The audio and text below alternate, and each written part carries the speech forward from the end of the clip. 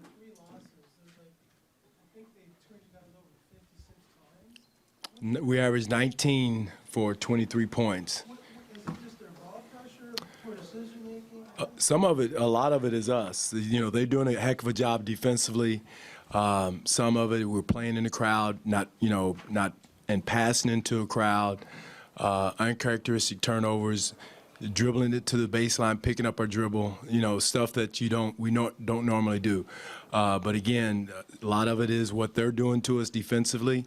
But I would say the majority of it is us doing it to ourselves, not presenting ourselves once the ball is penetrated, what we call pull behind, and present yourself to the passer, not fighting for space in the post-up situations, bad passes into the post.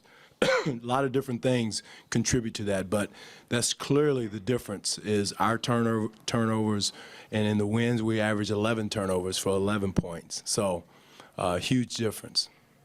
Dwane, how different is this team from the one that played Game 7 2 years ago? Resilient. I think we have more grit. You know, we didn't show it.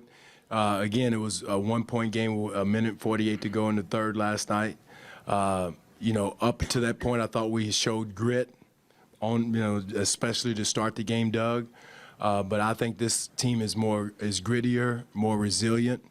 I think we performed with our backs against the wall better than we did last year. Last year, I think we kind of looked for ways to exit stage right. But this year, I don't sense any of that at all. I sense fight. You know, guys understand what this is about, and they're not afraid of the moment. Lamar and Kyle both said in the last couple of days that this series maybe defines the season, success or failure. Do you feel the same way? Well, again, I think it's an important game. I don't know if I don't think you can poo-poo 56 wins. You know, you beat San Antonio, you beat you know, Cleveland. You win the series in Cleveland during the season. You know, so we beat some quality teams, you know, and so I don't think you can just say, hey, you know, it's a wasted season or a bad season.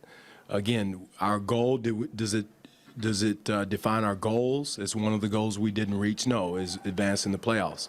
But we said, hey, we want to win our division. We want to, you know, finish as high as we can in the conference. I think, you know, we achieved a lot of our goals. We want to be a better defensive team. We did a lot of those things in a big-time way.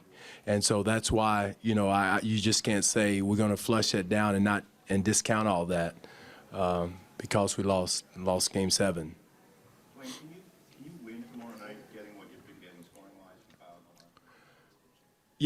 Yes, we can, Michael, and that's a great point. We talked about that. We can't judge ourselves on we can't judge Kyle and DeMar, you know, solely on how many points they score. I think their leadership, how hard they play, the grit, the defensive effort on the defensive end is we should be judging each of our players as much on that as how many points they score. Because if you notice at the beginning of the game, we had a nice lead, but we still weren't shooting the ball well. But we were doing it with our defense. We were doing it with our hustle. We were doing it with our fight and scrap. And then now when Indiana turns it up, we got to continue to do the same thing. It seems pretty obvious, Dwane, because win or go home, but what's the message to the team going tomorrow night? One, you know, let's go in with a clear head. You know, somebody said it earlier. I'm going to give Michael Grange credit for it, but I already said it in the meeting. You got to push the reset button. You got to push the delete button. Flush, you know, what has happened in this series. You got to go and do what you do. You've done for 82 games. You've played at a high level. Play to your personality. Do your thing. Don't worry about what has happened in this series. Just come out and do what you do. Stick with the process. Stick with our identity, which is playing hard, defense first, and sharing the ball offensively. We got to stick with that. And most of all, thirdly, stay together. Don't fragment. Don't listen to the noise.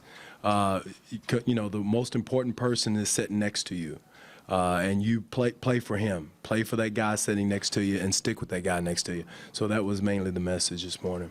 Wait, Dwane, you did a lot of Game 7s. How are they different? Well, like Michael said, it's win or go home. So I think that's the difference in a playoff series. This is a finale, so to speak, of this series. And, we're going in this one with confidence on our home court. This is why we play 82 games, and that's why you compete and fight for 82 games.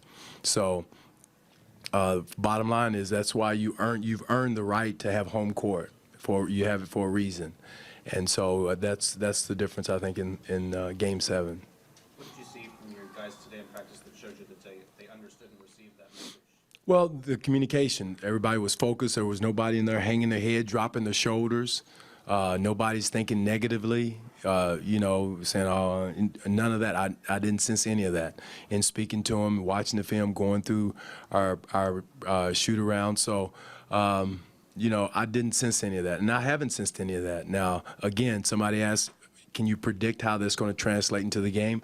You can't. You don't know. But I have trust and faith that we're going to play more like we played the 3 quarters up to the minute 48 mark than that next segment that was out there.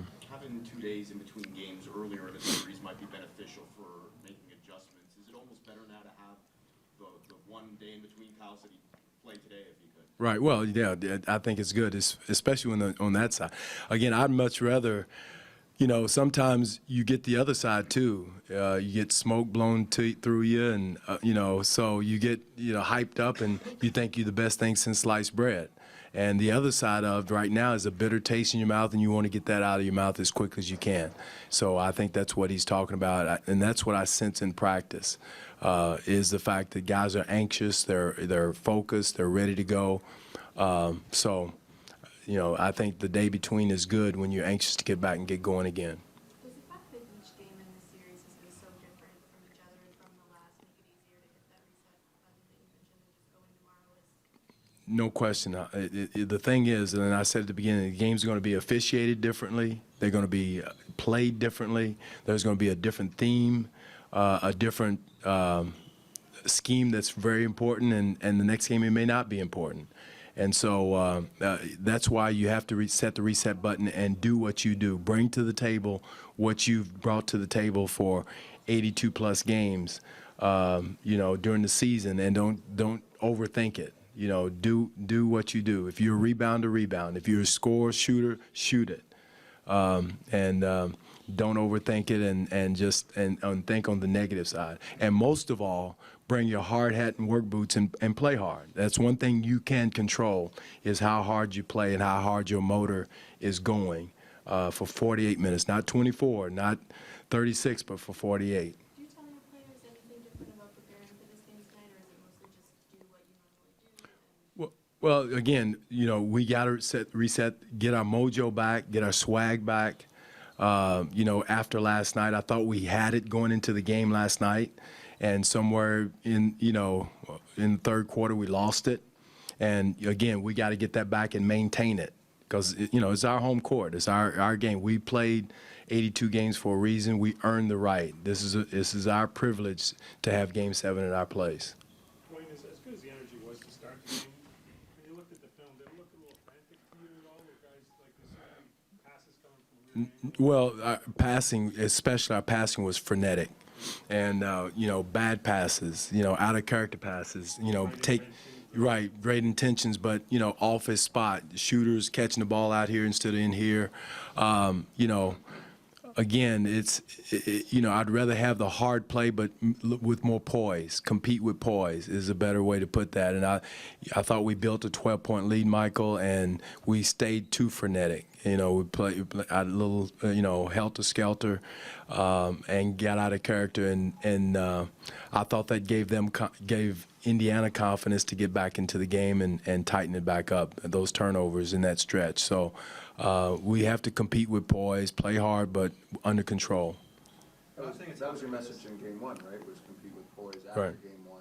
Right. Does it distress you at all that you're still on that as a topic 6 games games of the series. Well, yeah, but again, the key is Indiana has something to do with that, Bruce. They're hard play. You know, they're not just going to let us play with poise, and I think we've done a good job, you know, playing with poise in certain situations. But you know, in the games we've struggled, the numbers show it: 19 turnovers, 23 points. Average that on losses.